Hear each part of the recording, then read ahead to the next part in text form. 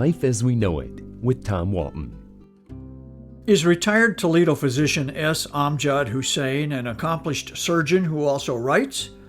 Or is he a skilled writer who also excelled in the surgical suite? The answer is yes, and yes. It is not easy to review the work of a friend and fellow Blade columnist. If there's something unflattering to be said, how does one say it? Dr. Hussain spares us the dilemma by giving the reader little to complain about in his new book, A Tapestry of Medicine and Life.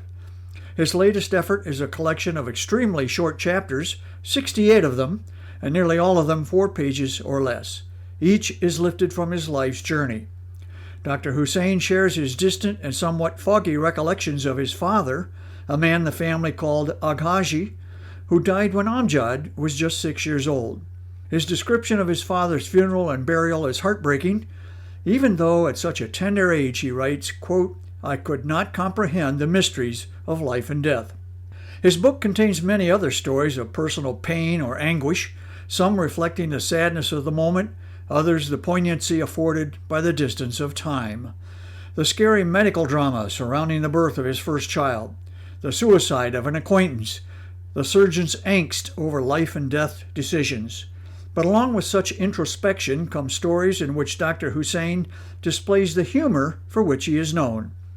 He acknowledges in one chapter that he is cursed with an impatient nature and hates wasting time, a tendency he says was aggravated by anesthesiologists who seem to take their own sweet time prepping a patient for surgery. On one occasion, he had to wait for an hour past the scheduled start of surgery and used the unexpected time to work on a book he was writing. His only regret, he says, is that he did not dedicate that earlier 800-page tome to the anesthesia department at St. Vincent Medical Center. Dr. Hussain's book is as eclectic as its author, a man of medicine, a writer, an educator, and a global explorer.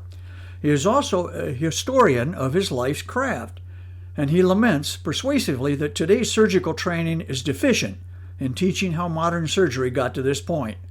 In the early evolution of surgery, surgeons were barbers. The traditional barber's pole is red and white for a reason. The red represents the color of blood, and the white the bandages that absorb the patient's blood. Early surgery, Dr. Hussain explains, was performed in street clothes and with bare hands. Oh, and one more thing, there were no anesthesiologists, because there was no anesthesia. Able-bodied men restrained the patient. Yikes.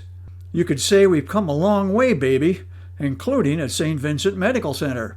The reader learns of Dr. Hussain's own medical issues, specifically a heart attack 20 years ago, that for him called to mind a John Steinbeck quote, "Have I lived enough?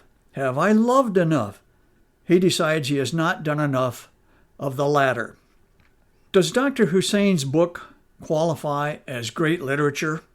Probably not, but it is eloquent and honest, and that will be just fine with fans of his work. Life as We Know It is written and hosted by Tom Walton and is a production of WGTE Public Media.